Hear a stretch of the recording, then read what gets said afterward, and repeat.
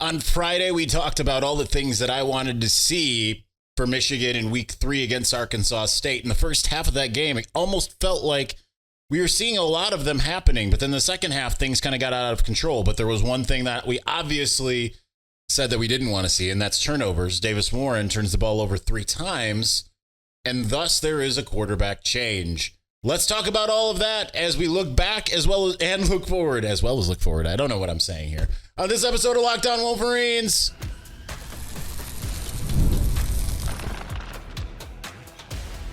You are Locked On Wolverines, your daily podcast on the Michigan Wolverines, part of the Locked On Podcast Network, your team every day. Happy Monday. We're back and doing it. Locked On Wolverines podcast, part of the Locked On Podcast Network, where it's your team every day. I'm your man on the ground, Isaiah Hole, publisher of Wolverines Wire through USA Today Sports Media Group. And obviously the big news that we are going to address right up top is the change, but we have to talk about how we got there. So we'll kind of try to intersperse those, and then we'll go back and look forward. It's going to be a whole thing. So Alex Orji, kind of surprisingly, I say this surprisingly, I'll explain why in a moment, named the starting quarterback against USC. I think that's surprising because I didn't anticipate. I was talking to some colleagues before the press conference today, and I said, do you think that we're going to hear anything? And they were like, no, why would Sherrone Moore even say it? So that kind of tells you that they're going to put the full force behind Alex Orji.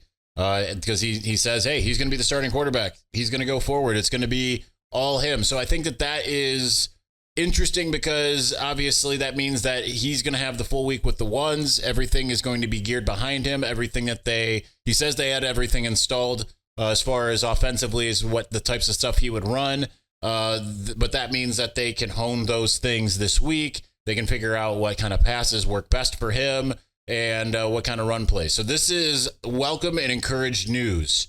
I think more needs to happen offensively because this is one of the rare circumstances where I feel like what the fans want is what the fans should get. I feel like a lot of times we've, even before this podcast, spending time thinking back to 2017, everyone's like, we need Les Wilton Speight. We need John O'Corn. And I was on the Wolverine 24/7 podcast at that time being like, careful what you wish for, man. Careful what you wish for, because that doesn't necessarily work out the way that you think it's going to. There's a reason why Wilton Speight's starting, and a lot of it has to do with that he's making the right decisions as he's going through his reads and things of that nature. John O'Corn might not do that, and sure enough, John O'Corn did not do that. We learned that very quickly after that Purdue game when everyone was celebrating their correct answer. And I was lamenting having been wrong for that one game. But with what the 3 positions are, let's say 3 positions, I think that it's interesting that the fans, I think, are just right. It needed to be Alex Orji as the quarterback. He gives you the biggest upside. He gives you the most, he's the bigger playmaker overall. And that's no knock on Davis Warren, but just his ceiling is higher, right? So you absolutely need to build your offense around a guy. It's like when you got people saying all this time, like, he's like Jalen Milroe. He can run, he can throw, he can do all of these things. And then you decide to settle in on a guy that can throw, but, and you said that he was taking care of the football in practice. Obviously that didn't translate into games.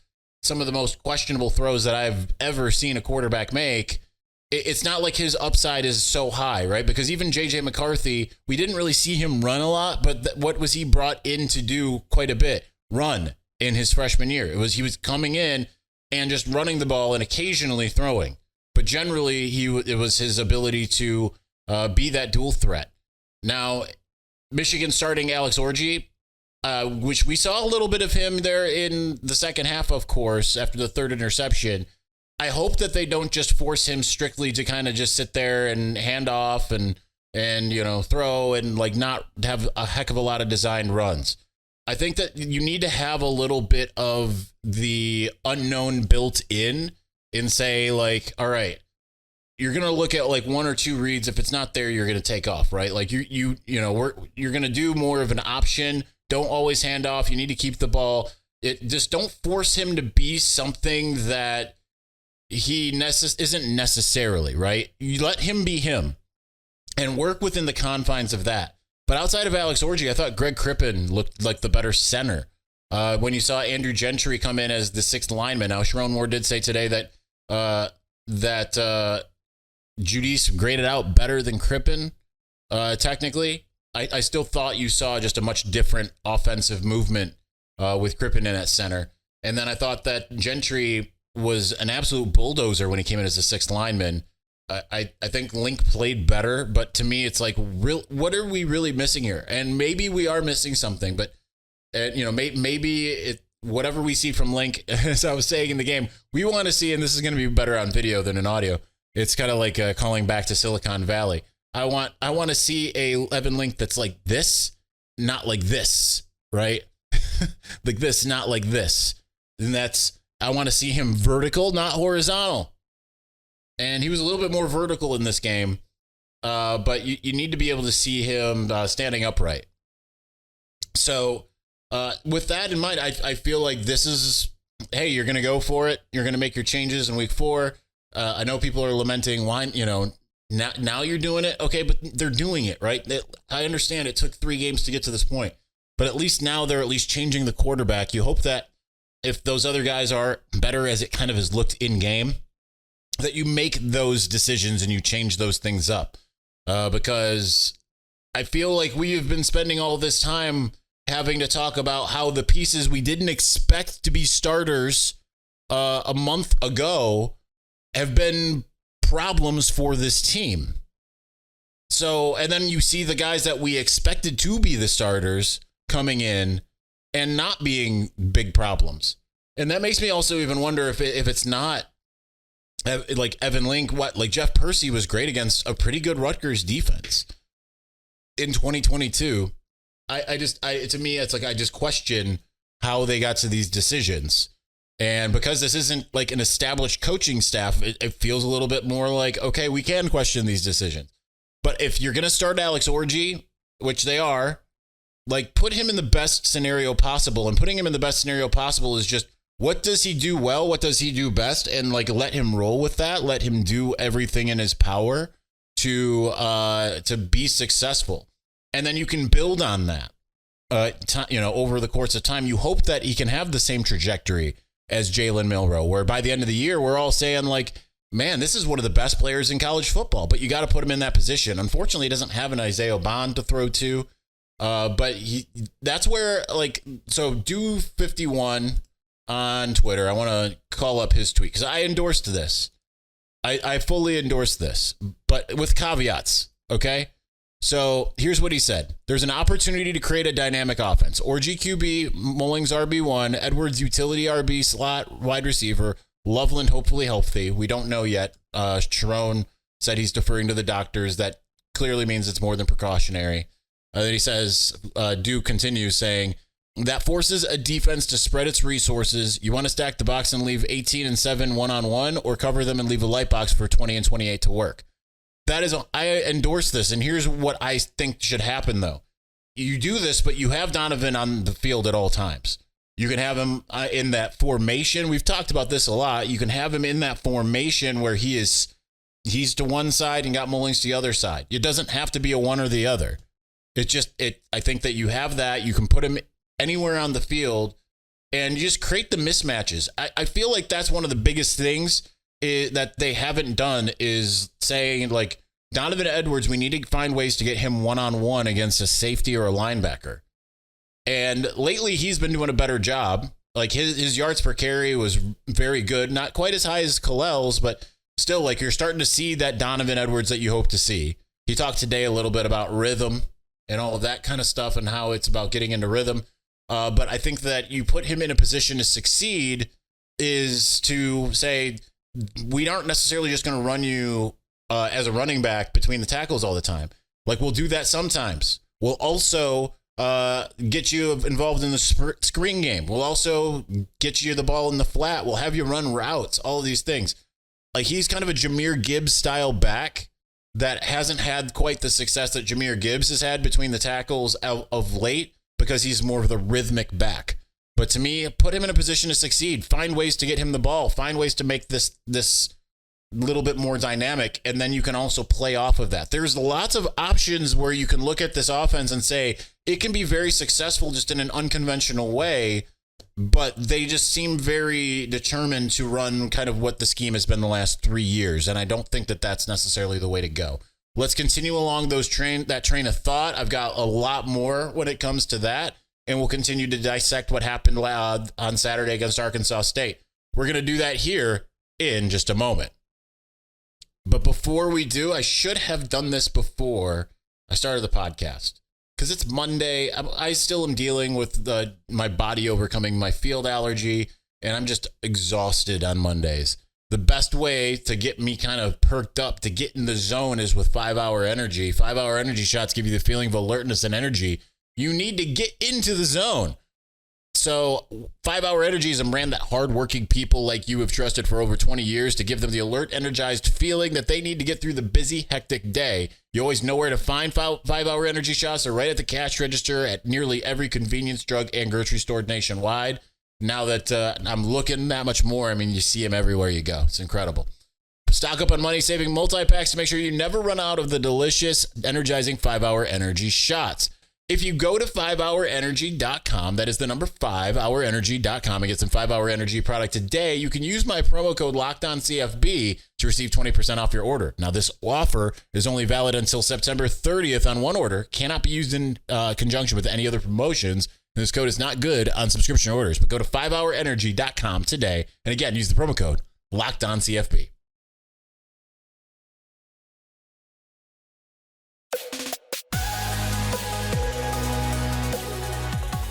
I'll tell you what, I'm kind of affected positively. I did not expect that Sherrone Moore would come out and say, yeah, Alex Orji is going to be the starter. That at least shows there is the regime change, right? Things can go differently. I think the most important thing, though, like I've said in segment 1, is to find ways to get these guys to be put in a position to be successful. There's plenty of players that we have just not seen. Now, obviously, no Tyler Morris this last week, so a little bit more of a limited offense. You saw some good things from some guys like Marlon Klein and Fred Moore and Hogan Hansen that could be utilized more so in the coming weeks. I still want to see Kendrick Bell get more involved. And I really, like, Samaj Morgan, man, where are you? I mean, you had that touchdown against Texas. Like, you know he's capable of doing a lot of stuff. This is where, like, all right, they're not going to install a completely new offense, but take the elements of your offense where you scheme things and make them work for the players that you have. That's what's putting a player in the most position to be successful. It's not necessarily just, hey, you know, this is our scheme. You know how to run our scheme. And if you catch the ball in this part, you know, on this play, because that's what the scheme is, therefore it's going to be a successful play. You have to sit there and look at your personnel and say, Samaj Morgan is fast. He's shifty. He can be a downfield receiver, but he also can be that lateral guy. And what can we do to kind of get him more involved? Like, to me, it's like bring him in motion often, right? Because you just never know when he's going to get the ball, even as a dupe. Now, at least you also know that CJ Charleston, going back to this week, can block on run plays or be that receiver that also blocks. He needs to be on the field a lot more. I think just because we've seen just like blocking hasn't been that great for a lot of guys, but he was just bulldozing guys. That was really impressive to see. So just like take what these guys do well and say, like, we're going to put you in the position where you're going to do what you do well until teams take it away. It was at least really encouraging to see the running game get 301 yards. The offensive line looked a heck of a lot better just in run blocking. Pass blocking was still a little bit of an adventure, but a lot better than it was. And certainly there was some mistakes. I know that there are some that say, well, you can't put everything on Davis Warren. You had receivers falling down and stuff like that. Yeah, but you still have to just question his decision-making because Michigan's not running a whole bunch of timing routes. I mean, yes, timing is always going to be involved, but this isn't like, this wasn't on like a slant or something like that where it's all like a strict timing route. Like you're just going to drop back, give it a second, and, everything should work out if you put the ball where it's supposed to go and the receiver runs the route correctly. That's not what Michigan's kind of running. A lot of these guys have options, and still, like, the ball is being released when the guy's already down on the ground, and that's where you had a lot of issues. You hope that some of that gets kind of fixed with the fact that you have a running quarterback that hopefully will be able to diagnose, like, hey, I need to pull the ball down and run it, or, take the sack, whatever it might be, because that's, I think, part of Davis Warren's issue is he didn't take the sack and live another day or throw the ball away. Those are the types of things that even like a Cade McNamara would do. And I know people get really mad sometimes when they take the sack. That's not fully on the quarterback. And if you don't have a J.J. McCarthy that's just going to be able to scramble, and Davis Warren had a little bit of that in him. We saw a bit of that over the 3 weeks, but then he still made a lot of really bad decisions. And you can't keep your job when you're making really bad decisions. So offensively, I think I'm really curious just to see where this kind of goes. Because you kind of walked away from Arkansas State saying like, okay, first team defense, good job. That looked more like how we expected or hoped it to look. And you hope that maybe Texas was an aberration. Arkansas State has the type of players that can punish a defense. And they ran some similar stuff, not completely, but some similar stuff to Texas. And Michigan kind of adjusted. Jair Hill still needs to be better. You saw some good things from Amir Hall. Everyone else mostly good. Still want to see more from that interior line. Kenneth Grant had a batted pass. That was good. Want to see like him and Mason Graham get home more. It's kind of still surprising that front four hasn't been quite as dominant, but they started rotating a lot earlier in this game than they did against Texas. They did kind of like the Fresno State thing where they were rotating. The real trouble came against that third and fourth string defense, which it usually does. So it's not surprising, but you still don't like seeing that, right? And obviously the score got artificially close, not as close of a game as it looked like it was. But the fact that the defense was kind of falling apart and the offense wasn't really doing a heck of a lot at that point, even with Alex Orji at the helm, that made you kind of sit there and say, not great, Bob.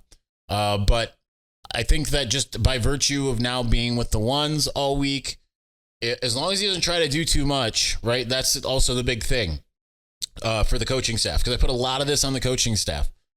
They need to have a duality here of not forcing Alex Orji to do too much while letting him be himself, letting him get comfortable. And then hopefully you can see a couple of those downfield throws kind of work. Sherrone Moore confirmed that Frederick Moore kind of slowed up a bit on the deep pass, said he was trying to kind of locate the ball, but he probably should have kept going. We've seen that a little bit. These guys are overthrowing guys. You'd rather have an overthrow than an underthrow, because an underthrow means an interception. But he's got an arm. Now you just need to find that connection. Who's that receiver that's going to have that connection? I know I'm all over the place, skipping from offense to defense, defense to offense, but kind of it's complementary football. You need to connect on a couple of those. And especially if you're going to have that Jalen Milroe style. Jalen Milroe was no good at the intermediate stuff. It was the deep balls that he was really good at, and suddenly that opened things up for the run for him in running the football. Michigan needs early to kind of hit that. And if they can find a way to hit like a deep shot, then suddenly you're going to be able to have to keep those safeties back. Because early they're going to try to pull those safeties up and say, we want to keep you from running. If you keep them honest, because that was kind of what J.J. McCarthy, the whole thing with him, and it was, and you didn't really see this last year, but like in 2022, it was like, okay, we're going to crowd the box and keep you from running. He throws the deep ball and it's like, oh, we got to back off. Then he runs the ball and you're like, oh, we don't know what to do. We have to try to, defend both of these things. Because now it's 11 on 11 if he's keeping the ball, but also we can't bring everyone up to try to stop it if he does keep the ball. That's where Michigan can find success offensively. That could change the entire game, because even though a lot of Davis Warren's passes are pretty, they come off with velocity. Some of them come out with pinpoint accuracy, some of them not so much. And then you have the other three passes where you're like, I don't know what he's throwing at, what he thinks he's seeing right now.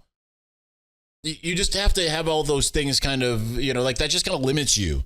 And you have all these elements with the Alex Orji potential, which unfortunately could take some time to work, but they should have been kind of doing it anyway, right? You should have been doing this against Fresno State and Arkansas State, because now you're out of time. Now you're into Big Ten play. Now you've got USC coming to town. I'm all over the place. I needed that 5-hour energy to keep me focused. We'll continue the conversation. Who knows where it will go? I had a plan. I've deviated from the plan, as we often do. But we'll continue here in just a moment.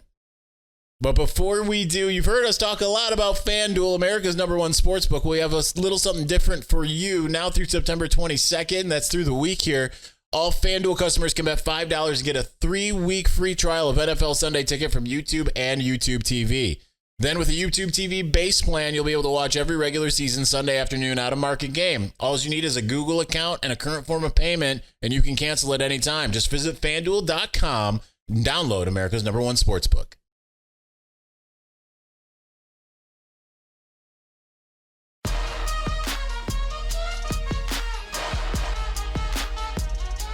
First off, I want to thank all of you who continue to subscribe to the YouTube channel. We've crossed the 11,000 mark. 413 new subscribers in the last 28 days. So appreciate that. For those of you who listen and don't watch, again, thank you for consistently coming through, making us your first listen when we get a show up early enough to do that. You might notice that most of these days, these are coming up around 5 p.m. That's kind of going to be the goal from now on, I think, is because it just seems like we can consistently do it. Now, if I can get one out earlier, we'll do it earlier.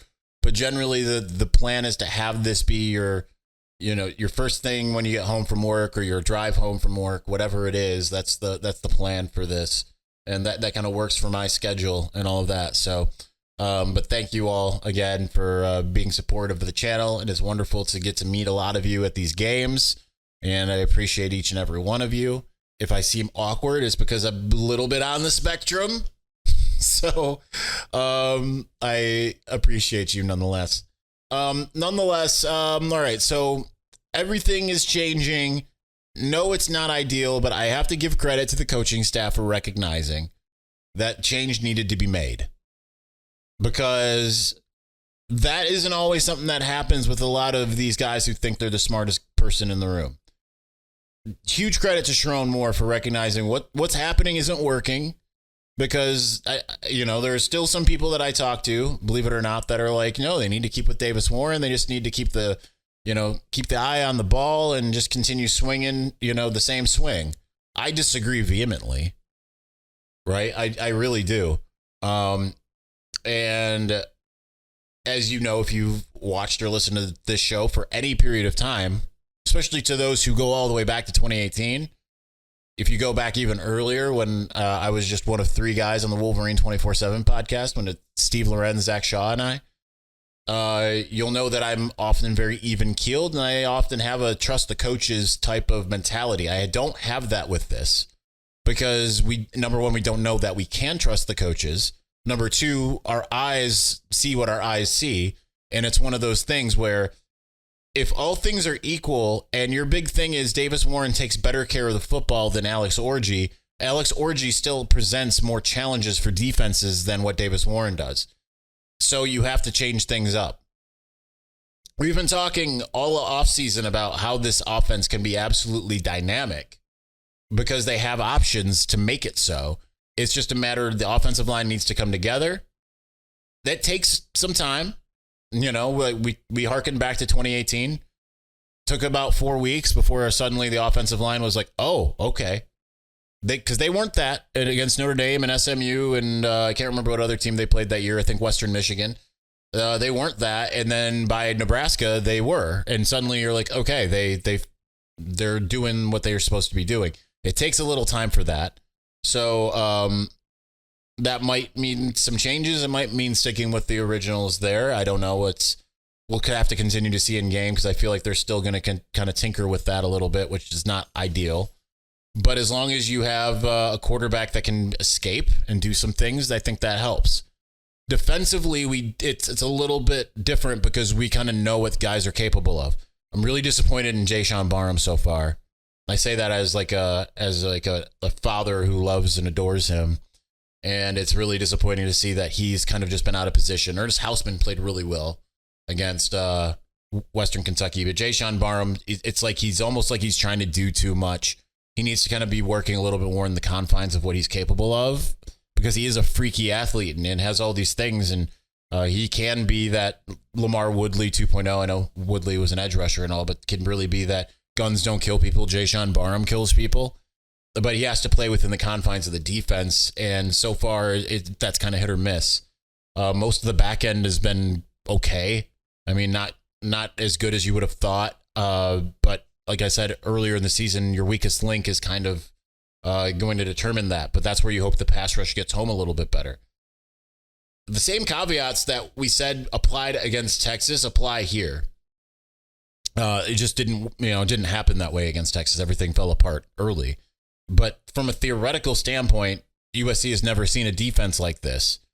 And certainly Lincoln Riley is looking at that Texas game film and saying, well, we need to be able to do some of the same things, these long handoffs, misdirection, getting it to the tight end in space, all of these things. Michigan needs to have an answer for that. They had a little bit of one this last week at what limited. We saw that with the first and second team defenses, but they need to be able to be consistently able to get off the field on third down, which has been an issue. We've seen that issue before. I feel like a little bit, memory might be failing me here. I feel like a little early in the Mike McDonald era, that was kind of happening, but they didn't have a big game really until that Wisconsin game. Well, I mean, yeah, they had Washington, but, Michigan also played keep away from Washington all game. But I think you kind of can see like a formulation of what this team's identity can and should be. It should be behind running the football because they ran for 300 yards against Arkansas State. That's not necessarily anything you should be beating your chest about, but at least it's like, okay, that's Michigan can still be Michigan, and to that degree. So when in doubt, run. If it's 3rd and 4, man, run the ball. 3rd and 2, definitely run the ball. What are we doing with these passes? Because I understand like people don't want to see run, pass, but like that's been Michigan's identity. And you just need to kind of keep with it. If it's not going to be run, pass, then maybe it's going to be pass, run, but more likely pass, run, pass. So see what you can do on first and second down. Play keep away. That's what won you a national championship. And sometimes you're going to have to pass, or you want to pass to keep things off balance. But when in doubt, run. I understand people think it's boring and you want to see things open up, but you've got a collection of guys who can run the football. Whether it's Alex Orji, it's Donovan Edwards, it's Kalel Mullings, it's Benjamin Hall. We're seeing a lot of great things from some of those guys. Donovan's had put together 2 really nice little games. Kalel looked really good in game 1 and 3. Benjamin Hall finally kind of really got some run here and looked pretty good. You got Samaj Morgan who can run the ball. You've got all these other options that are receivers that can run the ball. Tyler Morris and some of these others, even if you just kind of get it to them in the flat and then, have a catch and run. Please, by all means, use the things at your disposal. Keep to your identity. It's less about the complexity of the offense and more about letting guys able to play fast and play downhill. Go this way, not this way. Again, sorry for audio listeners. Forward, not side to side. Just be smart about it. And then everything could be fine. And suddenly you're cooking with gas. It can change in a hurry. You just have to be smart about it from the top down. All right, that's going to do it for us today. We'll be back on Tuesday to continue to unpack this. We're looking forward to this big game. I love that it is a bigger game than we thought it was going to be. I think that's fun. And it's kind of wild. 2 weeks after Texas, USC comes to town. Who would have thought a couple years ago? Texas, then USC, and then Minnesota. Okay, it's not the same. All right, we'll talk to you again soon. Thanks for watching. Thanks for listening. We'll talk to you again. Peace.